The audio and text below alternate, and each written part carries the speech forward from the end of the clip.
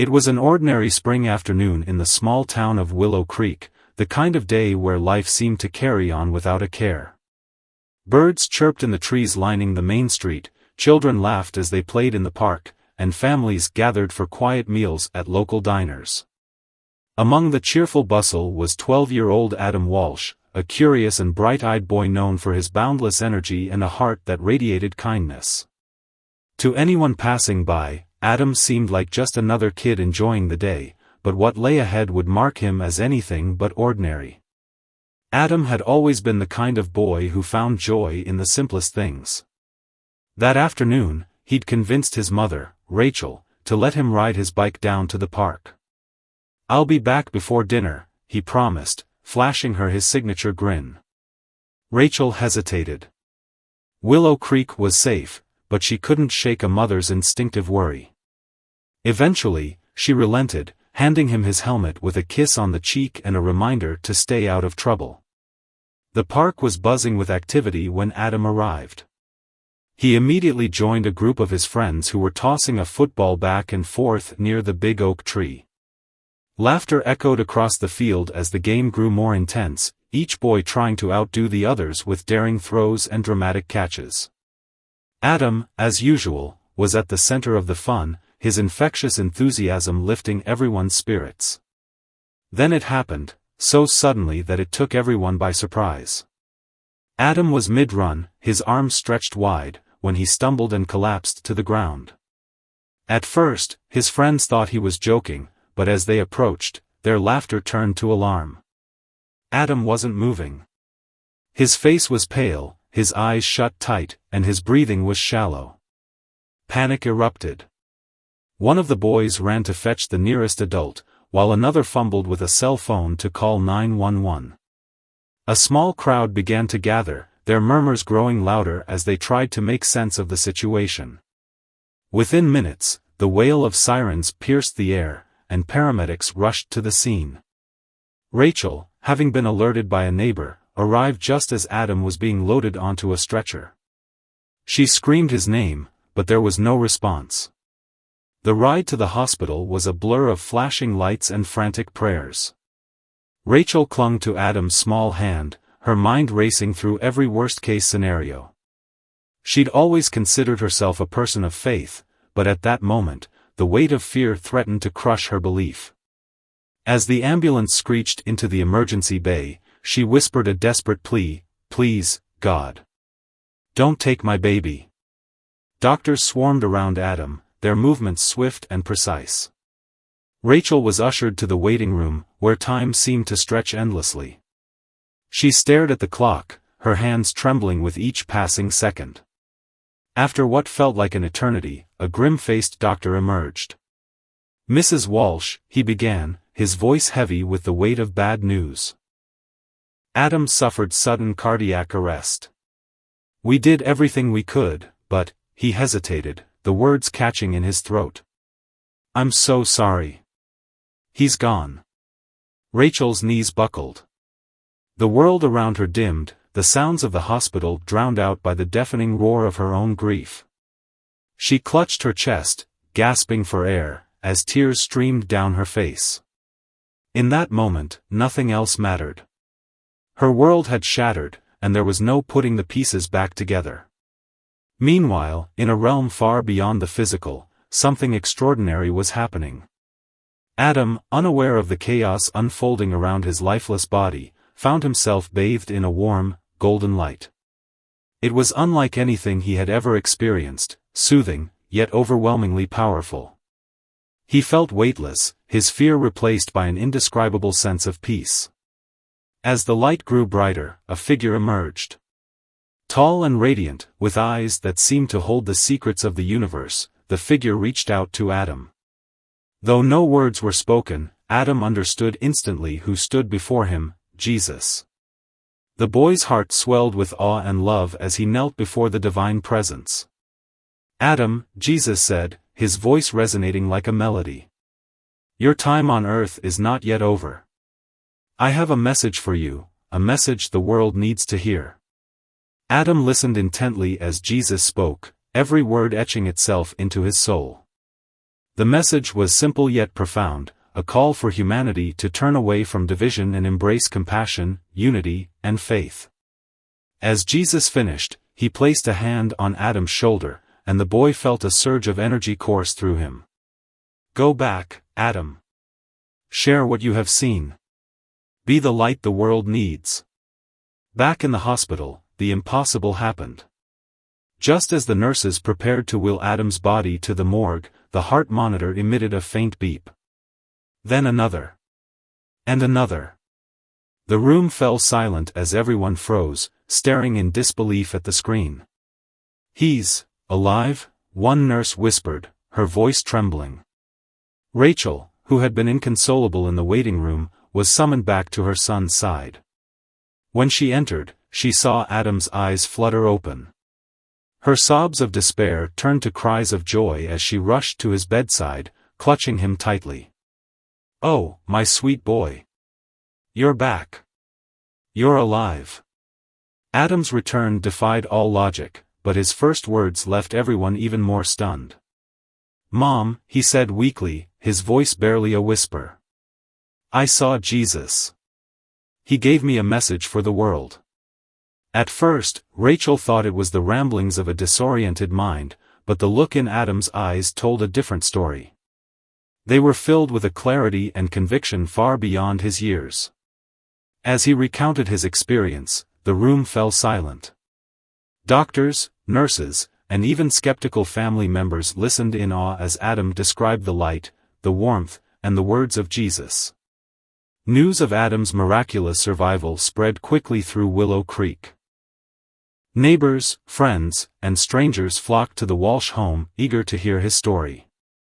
Some were moved to tears, others filled with doubt.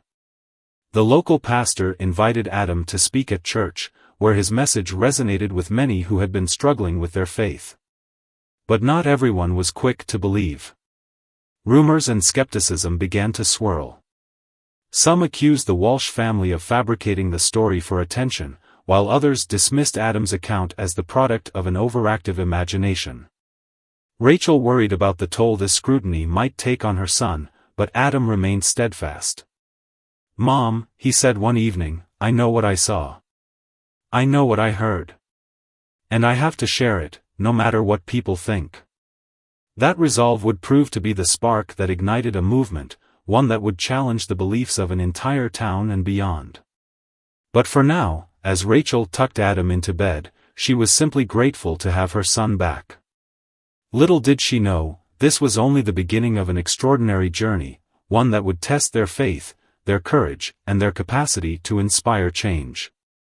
As the night settled over Willow Creek, Adam lay awake, staring at the ceiling.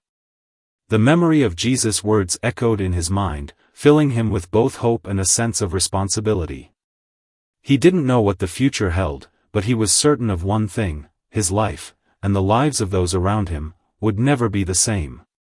And somewhere, in the stillness of the night, a light began to shine. The days following Adam's miraculous recovery were a whirlwind of emotion, confusion, and awe. Willow Creek, a town known for its quiet charm and slow pace, had suddenly become the epicenter of a story that defied all logic. As news spread of the boy who had died and come back with a message from Jesus, the Walsh family's life transformed overnight. Rachel tried to shield Adam from the growing attention, but it was impossible to keep the curious townspeople at bay. Neighbors, reporters, and even distant relatives seemed to appear out of nowhere, eager to hear Adam's story firsthand. Some came with open hearts and genuine curiosity, while others arrived armed with skepticism and pointed questions. Rachel did her best to filter the visitors, but Adam, to her surprise, embraced the opportunity to share his experience. "Mom, it's not about me," he told her one morning as they prepared for yet another visitor. "It's about the message Jesus gave me. I think people need to hear it." The message was simple but profound. Humanity needed to turn away from division and selfishness, to treat one another with love and compassion, and to renew their faith in God. Adam's words carried a conviction and wisdom that seemed beyond his 12 years. When he spoke, people listened, and many left the Walsh home with tears in their eyes and a newfound sense of purpose. But not everyone was moved. As with any extraordinary story, there were those who doubted. A small but vocal group of townspeople began to spread rumors, accusing the Walsh family of orchestrating an elaborate hoax for attention. Some claimed Adam's story was the product of a child's overactive imagination, while others insisted there had to be a scientific explanation for his sudden revival. One of the most vocal skeptics was John Mitchell, a local science teacher known for his outspoken atheism. John had always been respected for his intelligence and rationality, but his dismissal of Adam's story quickly made him the target of heated debates within the community. "There's no such thing as miracles," he declared during a town meeting. "What happened to Adam can be explained by science, we just haven't found the answer yet." Adam heard about John's comments but refused to let them shake his resolve. "It's okay if he doesn't believe," he said quietly when Rachel asked how he felt about the criticism. "Jesus said the message wasn't for everyone right away. But someday, even people like Mr. Mitchell will see the truth."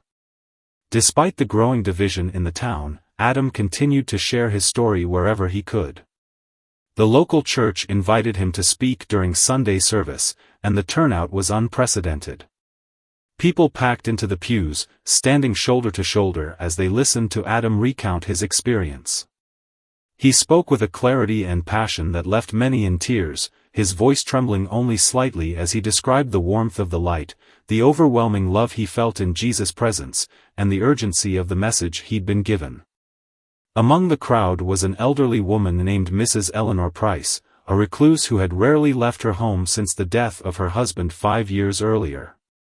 Known for her sharp tongue and prickly demeanor, Mrs. Price had been a fixture in Willow Creek for decades, though few people truly knew her. As Adam spoke, something in her hardened expression softened. By the time the service ended, tears streamed down her face, and she approached Rachel with trembling hands. "Your boy," she began, her voice breaking. "What he said, it's like he knew. He knew exactly what I've been feeling all these years. Please, can I talk to him?" Rachel hesitated, unsure if Adam could handle such an emotional encounter, but the boy stepped forward with a reassuring smile. "It's okay, Mom," he said. "I want to help." The two sat together on a bench outside the church, and Mrs. Price poured out her heart. She spoke of the loneliness and anger that had consumed her since her husband's death, how she had turned away from God and isolated herself from the world. Adam listened intently, his small hand resting on hers. When she finished, he looked into her tear-filled eyes and said, "Mrs. Price, Jesus loves you. He wants you to know that you're never alone. And it's not too late to let him back into your heart." From that day forward, Mrs. Price began to change. She started attending church regularly, reconnecting with old friends, and even volunteering at the community center. Her transformation became a beacon of hope for others in Willow Creek, a testament to the power of faith and redemption. But not all of Adam's encounters were so heartwarming. As his story gained traction, it attracted the attention of people far beyond Willow Creek.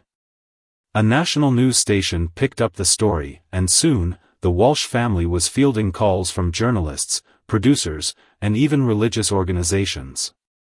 Rachel struggled to balance her desire to protect Adam with the growing pressure to share his story on a larger platform. One evening, after a particularly tense phone call with a news producer, Rachel sat down with Adam to discuss the situation. "Sweetheart, I need to know if this is what you really want," she said, her voice heavy with concern. "Sharing your story is one thing, but letting the whole world in, it's a lot for anyone, let alone a 12-year-old. Adam thought for a moment, his brow furrowed in concentration. "Mom," he said finally, "I don't want to be famous or anything. I just want to do what Jesus asked me to do. If telling more people helps them believe in his love, then I think we should do it." Rachel nodded, her heart swelling with pride and fear. She knew Adam's intentions were pure, but she couldn't shake the feeling that they were stepping into uncharted territory. The decision to go public with Adam's story brought both opportunities and challenges. Invitations poured in for Adam to speak at churches, schools, and community events across the country. With each appearance, the crowd grew larger, and the impact of his message became more evident. People shared stories of how Adam's words had inspired them to mend broken relationships, rediscover their faith, or simply be kinder to others.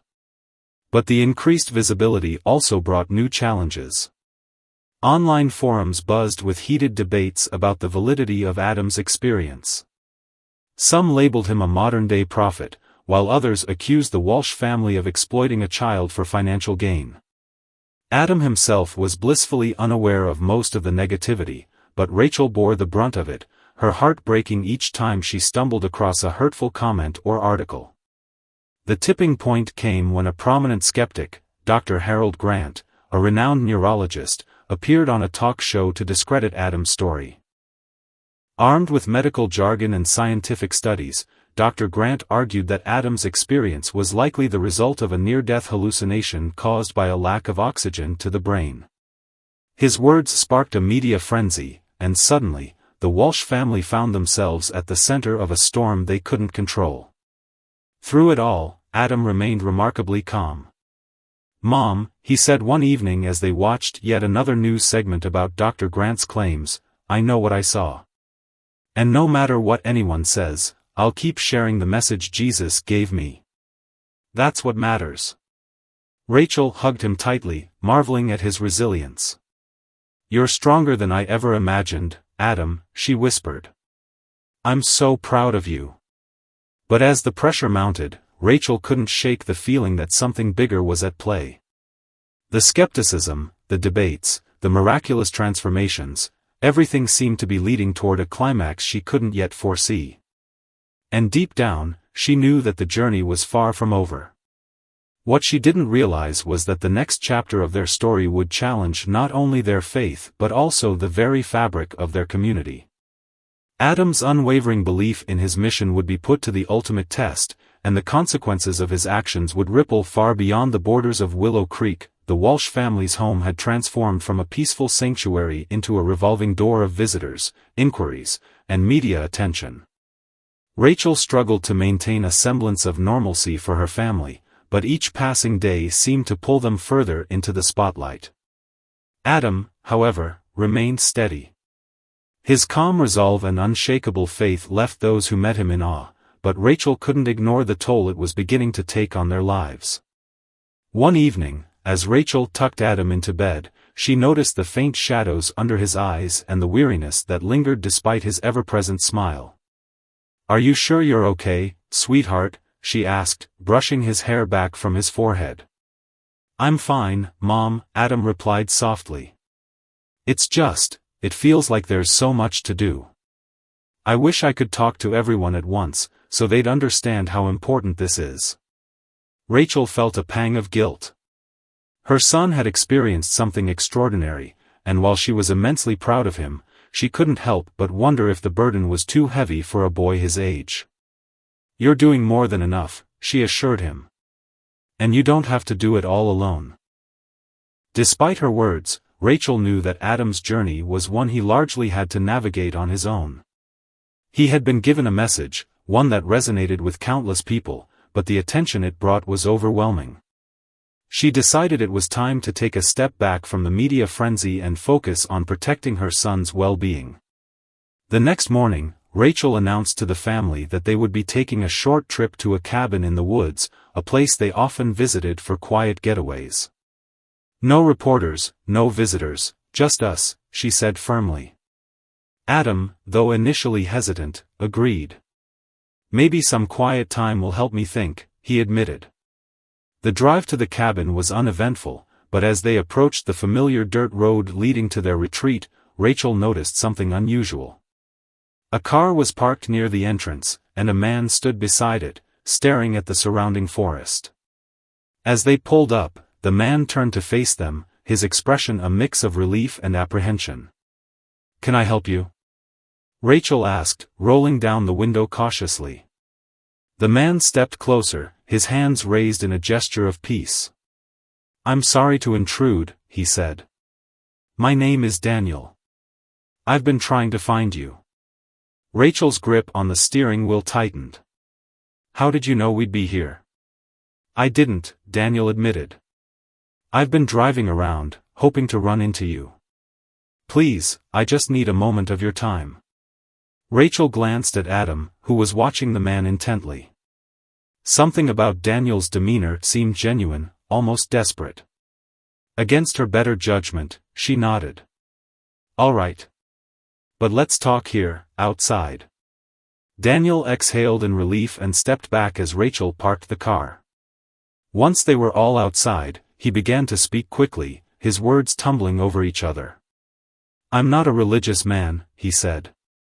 "I haven't been to church in years. But when I heard your son's story, I couldn't shake this feeling. I've been struggling with something, and I think Adam might have the answers I need." Rachel raised an eyebrow. "What kind of answers?" Daniel hesitated, his gaze shifting to Adam. "My daughter passed away last year. She was just 9 years old. I've been carrying this guilt because I wasn't there when it happened. I was stuck at work, and by the time I got to the hospital, it was too late. I keep wondering if she's okay, if she's somewhere safe, or if she's angry at me for not being there." Rachel's heart ached for the man, but before she could respond, Adam stepped forward. "She's not angry," he said quietly. "She's at peace." Daniel's eyes widened. How could you possibly know that?" Adam met his gaze with a calm certainty. "When I was with Jesus, I felt a love so strong, it was like nothing else mattered. That's what she feels now. She doesn't blame you. She loves you." Tears welled up in Daniel's eyes, and he sank to his knees. "Thank you," he whispered. "I've been carrying this weight for so long. Hearing that, it's more than I could have hoped for." Rachel watched the scene unfold, her emotions a whirlwind of empathy and amazement. It wasn't the first time Adam had touched someone's life so profoundly, but witnessing it never failed to leave her in awe. As Daniel composed himself and prepared to leave, he turned back to Adam. "Don't stop sharing your story," he said. "People need to hear it." The encounter stayed with Rachel long after Daniel drove away. It was a reminder of why Adam's message was so important, but it also reinforced her determination to protect him from the relentless demands of the outside world. For the next few days, the family focused on reconnecting with one another, enjoying the peace and solitude of the cabin. But peace, it seemed, was fleeting. On the 4th day of their retreat, Rachel received a call from Pastor Evans, the leader of their local church. "Rachel, I hate to bother you, but something's come up," he said. "There's a man here asking to speak with Adam. He says it's urgent." Rachel's initial instinct was to decline, but Pastor Evans' tone gave her pause. "Who is he?" she asked. "He says his name is Dr. Harold Grant." Rachel's stomach dropped. Dr. Grant was the prominent neurologist who had publicly dismissed Adam's story as a hallucination. His sharp criticism had sparked countless debates and added fuel to the skepticism surrounding Adam's experience. The last thing Rachel wanted was for her son to face such a man directly, but something in Pastor Evans' voice made her reconsider. "He's not here to argue," the pastor added. "He seems troubled." Against her better judgment, Rachel agreed to bring Adam to the church. When they arrived, Dr. Grant was waiting in the pastor's office, his usually confident demeanor replaced by a look of uncertainty. He stood as they entered, extending a hand awkwardly. "Mrs. Walsh, Adam, thank you for seeing me." Rachel nodded curtly. "What do you want, Dr. Grant?" He hesitated, glancing at Adam. "I came to apologize," he said finally. "And to ask for your help." Rachel blinked in surprise.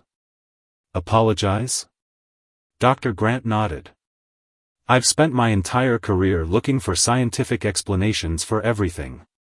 When I heard about Adam's story, I was quick to dismiss it because it didn't fit into my understanding of the world. But something happened recently that I can't explain. He took a deep breath, his hands trembling slightly. A week ago, I had a dream, or at least, I thought it was a dream. I was in a bright, warm place, and I felt a presence that was overwhelming. Loving. It felt real in a way I can't describe. When I woke up, I couldn't shake the feeling that I'd experienced something profound. Rachel's skepticism softened as she listened. Why come to us? Because Adam's story matches what I felt, Dr. Grant admitted. I need to understand what it means. I've built my life around logic and reason, but now I'm questioning everything. Adam stepped forward, his small frame radiating a quiet strength. It's okay to have questions, he said. Jesus doesn't ask us to understand everything. He just wants us to trust him. Dr. Grant nodded slowly, his expression a mix of gratitude and vulnerability. Thank you, he said quietly. I don't know what comes next, but I'm willing to listen. The encounter left Rachel shaken but hopeful. It was a reminder that even the most steadfast skeptics could be touched by faith, and it reaffirmed her belief in the power of her son's message. But as they left the church, she couldn't shake the feeling that this was just the beginning of something much larger. In the days that followed, word of Dr. Grant's visit spread through Willow Creek, sparking renewed interest and debate. Some saw his change of heart as validation of Adam's story, while others dismissed it as a coincidence. But for Rachel, it was a sign that their journey was far from over, and that the challenges ahead would test their faith in ways they couldn't yet imagine. The morning sun streamed through the Walsh family's kitchen window, casting golden light across the table as Rachel prepared breakfast. The brief respite at the cabin had given them a momentary sense of peace, but the world outside was once again closing in. Adam, now seated with a bowl of cereal, seemed contemplative, his spoon stirring idly in the milk as his mind wandered far beyond the confines of their modest home. Rachel studied her son, noticing how his demeanor had shifted. He wasn't withdrawn or unhappy, rather, he carried himself with a maturity and serenity that seemed almost unnatural for a boy his age. It was as though the weight of his experience, and the message he bore, had aged him in some ways while leaving his childlike hope and wonder untouched. Adam, Rachel began softly, are you sure you're okay with everything that's happening? If it's too much, we can take another break. Adam looked up, his clear blue eyes meeting hers. I'm okay, Mom. I keep thinking about all. Standing on the porch was a woman in her late 50s, her face lined with worry. Her clothes were simple but clean, and she clutched a small handbag to her chest as though it contained something precious. Mrs. Walsh? She asked hesitantly. Rachel nodded. Yes. Can I help you? The woman's eyes darted nervously behind Rachel, as if she expected someone to tell her to leave. My name is Margaret. I've come to see your son. Please, it's important. Rachel hesitated, torn between her protective instincts and the compassion that Margaret's anxious expression stirred within her. Finally, she stepped aside. Come in. Margaret entered, her hands trembling slightly as she followed Rachel into the living room. Adam had joined them, standing quietly by the doorway, his curious gaze fixed on their visitor. You're Adam, Margaret said, her voice filled with a mix of wonder and desperation. The boy who went to heaven. Adam nodded. Yes, ma'am. Margaret took a shaky breath, tears already brimming in her eyes. I lost my son 2 years ago. He was my only child. There isn't a day that goes by that I don't think about him, wonder if he's okay, if he's somewhere safe. Her voice cracked, and she pressed a hand to her mouth to steady herself. When I heard your story, I thought maybe you could tell me something. Anything. Adam stepped forward, his small hand reaching out to clasp hers. Your son is with Jesus, he said gently.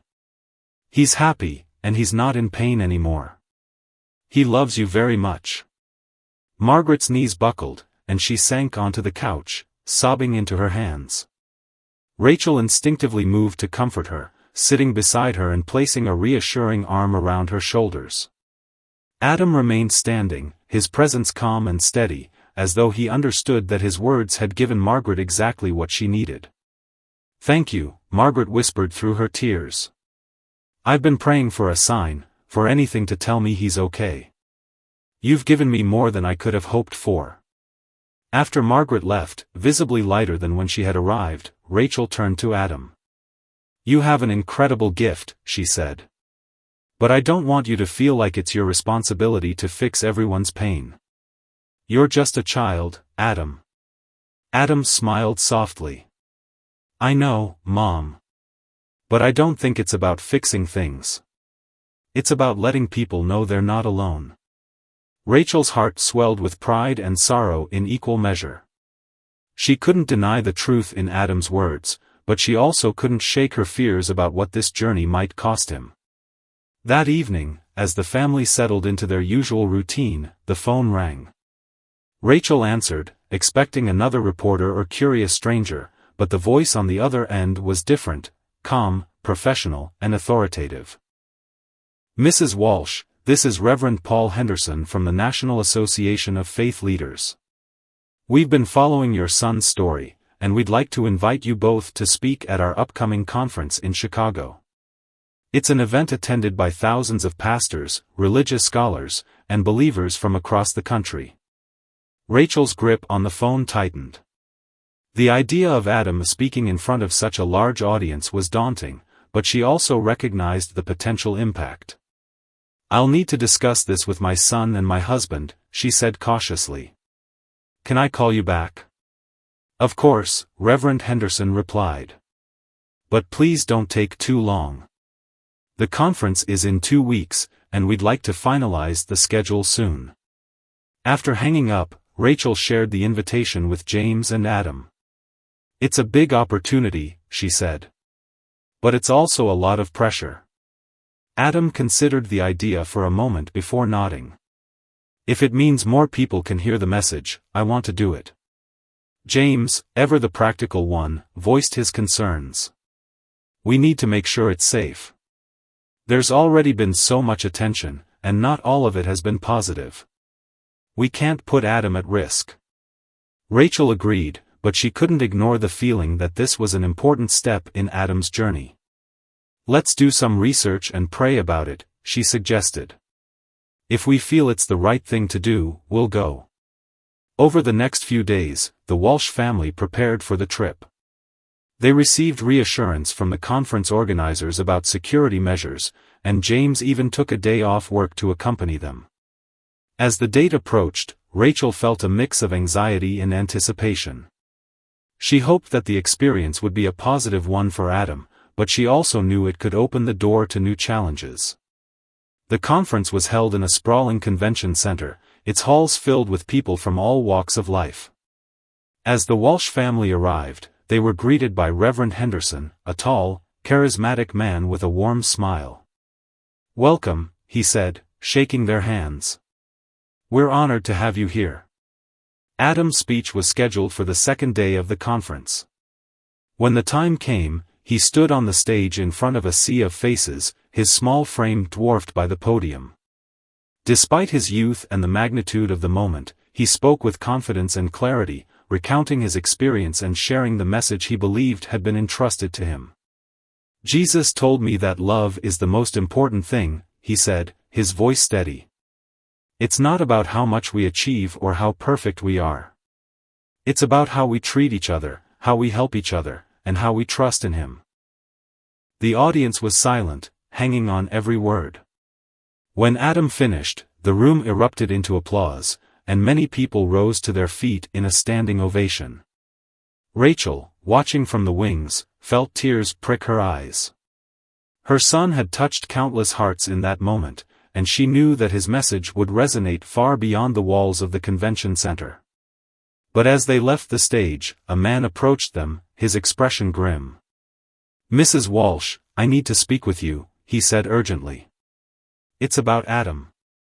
Rachel's stomach sank. What is it? The man introduced himself as Detective Michael Carver. There have been threats made against your son. Nothing specific yet, but enough that we're concerned for his safety. The news hit Rachel like a punch to the gut. Threats? From who? Detective Carver hesitated. We're still investigating, but it seems to be coming from a small group of individuals who view Adam's story as a threat to their beliefs or agenda. We're taking it seriously, and will be assigning additional security to your family. Rachel nodded, her mind racing. The idea that anyone could wish harm on her son was almost too much to bear. But as she looked at Adam, who remained calm and unshaken, she realized that his courage was a testament to the power of faith. That night, as they returned to their hotel, Rachel sat with Adam on the edge of his bed. "I'm so proud of you," she said, her voice thick with emotion.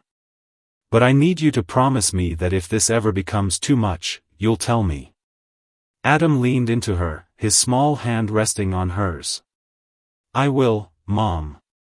But I think this is what I'm meant to do." Rachel hugged him tightly, her heart heavy with love and fear. She didn't know what the future held, but she knew that their journey was far from over, and that they would face whatever came next together. The air was tense the morning after the Walsh family received the warning from Detective Carver.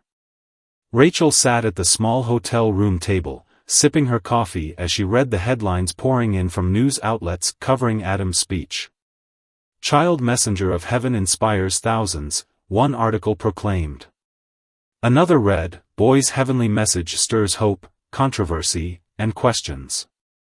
The coverage was overwhelmingly positive, but Rachel couldn't shake the unease that lingered in the back of her mind. James joined her at the table, his face lined with concern. "The added security seems solid," he said, trying to reassure her. "Detective Carver has men stationed outside, and the organizers have been cooperative." "But Rachel, I don't like this."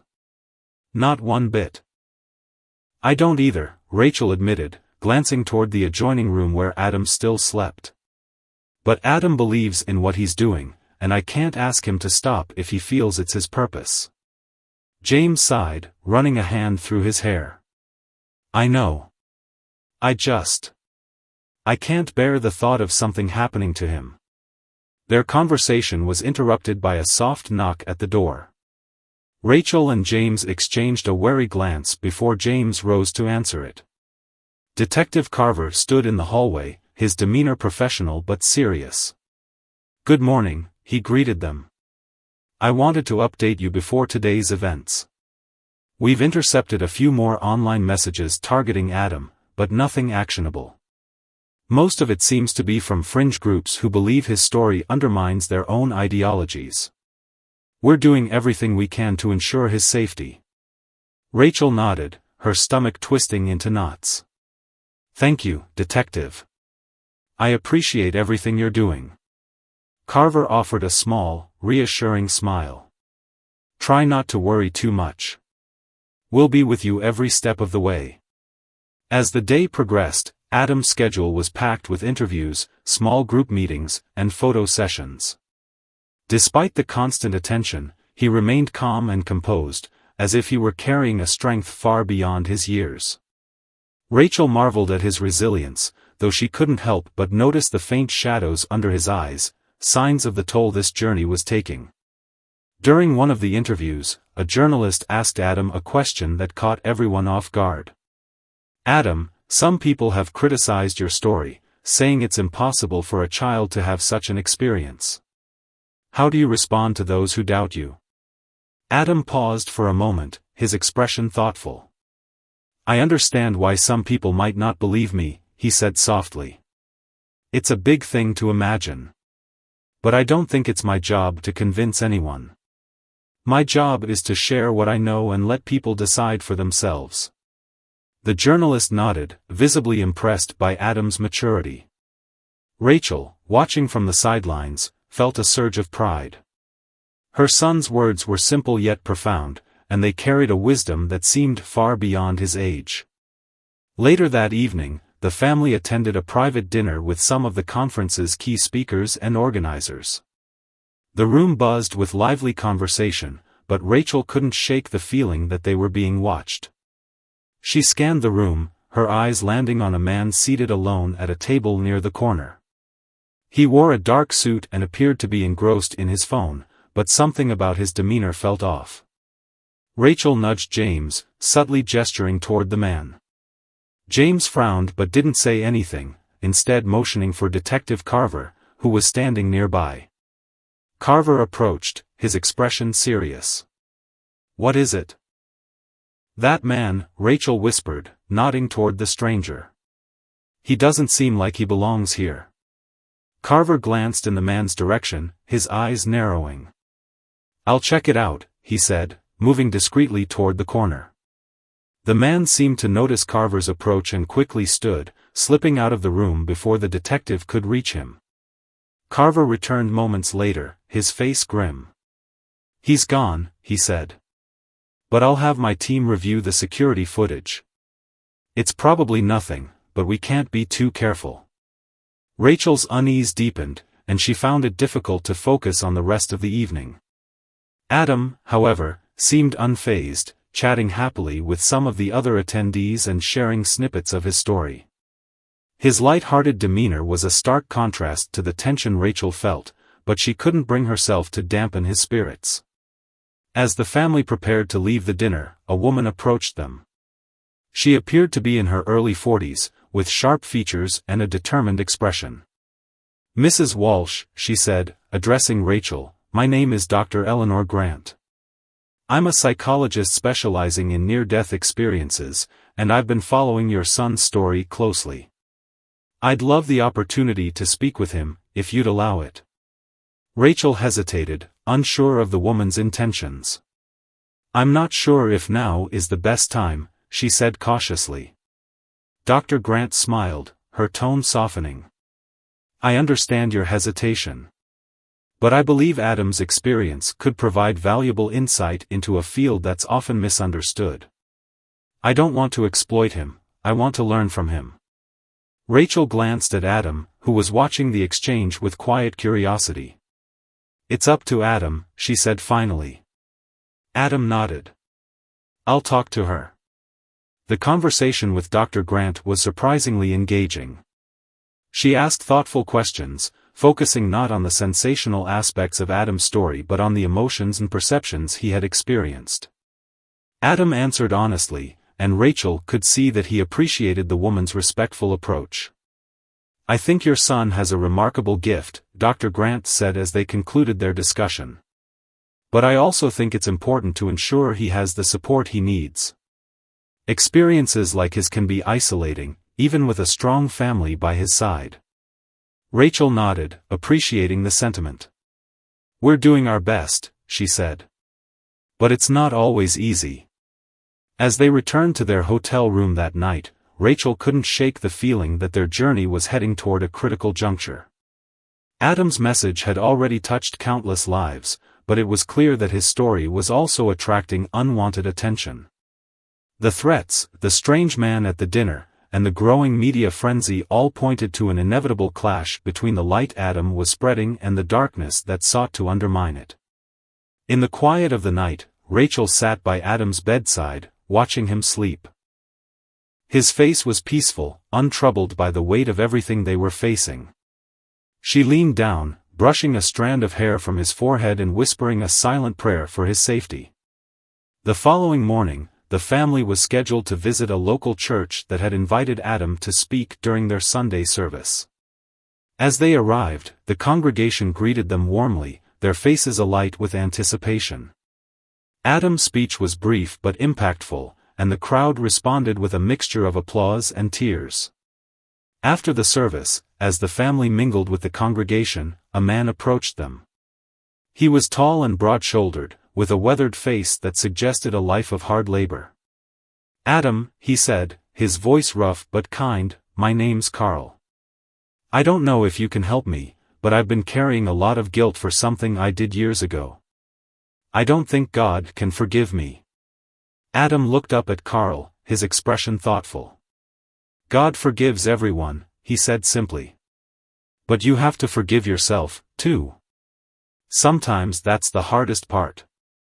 Carl's eyes filled with tears, and he nodded, his voice choked with emotion. Thank you, son. I needed to hear that. As the family left the church, Rachel felt a renewed sense of purpose. Despite the challenges they faced, it was moments like these that reminded her why they had embarked on this journey. Adam's message was making a difference, one person at a time, and that was something worth fighting for. But as they returned to their hotel, a chilling discovery awaited them. A note had been slipped under their door, its message scrawled in jagged, angry handwriting, "Your lies will be exposed. You can't hide forever." Rachel's hands trembled as she read the note, her worst fears bubbling to the surface. She handed it to James, who read it with a grim expression before showing it to Detective Carver. "We'll increase security," Carver said firmly. "But you need to decide if this is worth continuing. It's getting dangerous." Rachel turned to Adam, her voice trembling. "Adam, maybe it's time to go home. We've done so much already." Adam looked at her, his gaze steady. "Mom, I know it's scary.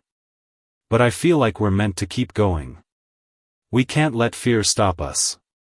Rachel's heart ached at his words, torn between wanting to protect her son and respecting his unwavering faith. She knew the decision they faced would shape the rest of their journey, and perhaps their lives.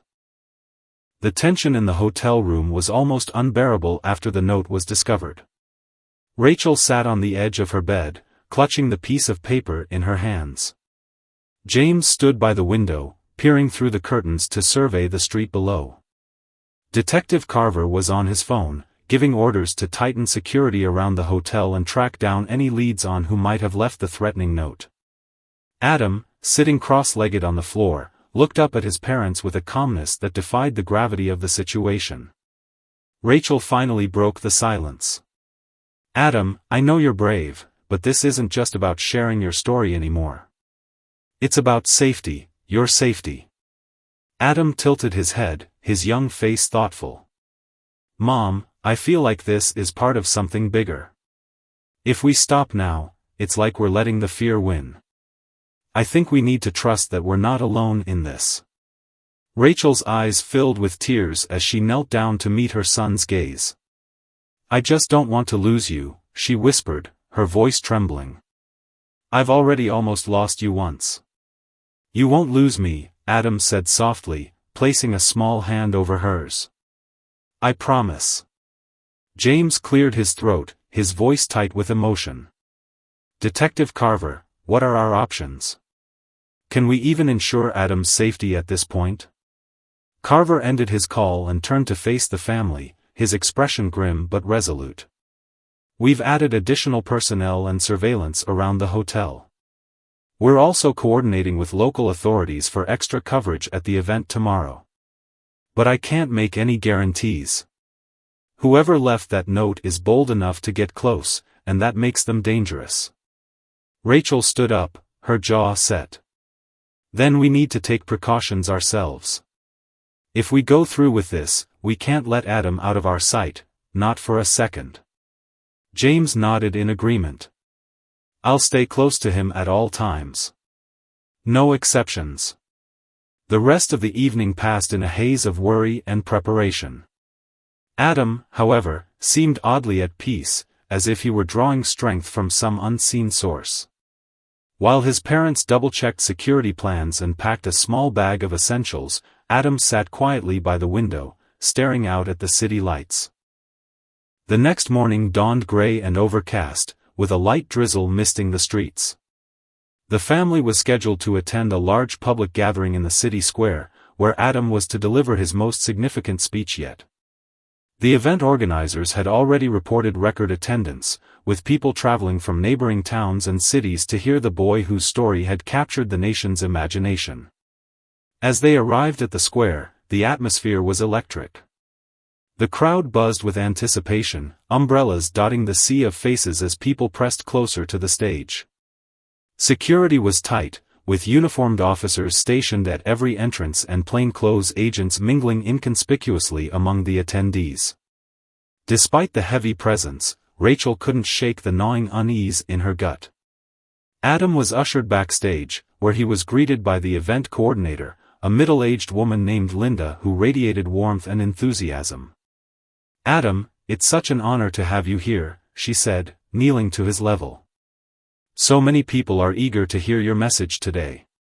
Adam smiled shyly. "Thank you for inviting me." As Linda led them to the green room, Rachel noticed a man in a dark hoodie lingering near the backstage entrance. His posture was tense, his face partially obscured.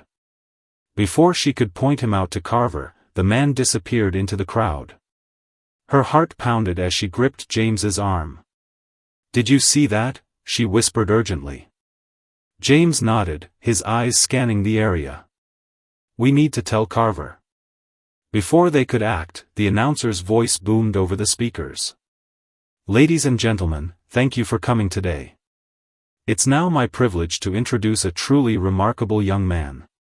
Please welcome Adam Walsh." The crowd erupted in applause as Adam stepped onto the stage, his small figure dwarfed by the podium. Rachel and James stood just off stage, their eyes locked on their son as he began to speak. "Hello, everyone," Adam said, his voice clear and steady despite the enormity of the audience before him. "Thank you for coming today. I want to share something with you, not just what I saw when I was in that hospital room, but what I've learned since then." He paused, looking out over the crowd. "I learned that life is fragile, but it's also full of meaning. Every one of us is here for a reason, even if we don't always understand what that reason is. And I learned that love and forgiveness are the most powerful things we have. They're stronger than fear, stronger than hate, and stronger than anything that tries to divide us." The audience was silent, hanging on his every word. Rachel felt a swell of pride and fear as she watched her son, who seemed so small yet so luminous, standing before the masses. She clutched James's hand, her knuckles white. But then, something happened that made her blood run cold. From the corner of her eye, she caught movement near the edge of the stage. The man in the hoodie was back, his hand reaching into his pocket. Time seemed to slow as Rachel's mind raced through 1,000 scenarios, each more terrifying than the last. "James," she hissed, pointing toward the man. James immediately alerted Detective Carver, who was already moving toward the stage. As Carver approached, the man suddenly bolted, pushing his way through the crowd. Chaos erupted as people screamed and scattered, unsure of what was happening. Carver and 2 other officers pursued the man, but in the confusion, he managed to slip away. On stage, Adam remained calm, even as the commotion unfolded around him. He turned to the crowd, his voice rising above the chaos. "It's okay," he said, his tone soothing. "We're here together, and we're safe. Let's not let fear take this moment from us." Slowly, the crowd began to settle, the panic dissipating as Adam's words took hold. Rachel marveled at his composure, even as her own nerves threatened to unravel. After the event, the family was escorted back to their hotel under heavy security. Detective Carver briefed them on the situation, his frustration evident. "We're still trying to identify the man," he said. "But whoever he is, he's determined. I'd strongly recommend reconsidering any further public appearances." Rachel nodded, her resolve hardening. "We'll do whatever it takes to keep Adam safe. But we're not stopping. This is too important." That night, as Adam lay asleep, Rachel sat by the window, staring out at the city below. She thought about everything they had been through, the miracles, the threats, the moments of hope and fear. She didn't know what the future held, but she knew one thing for certain: they were part of something far greater than themselves. The next morning, as the family prepared to leave for the final event of their trip, a package was delivered to their room. Inside was a letter, written in a neat, flowing script. It read, "Adam, your message has reached more people than you'll ever know.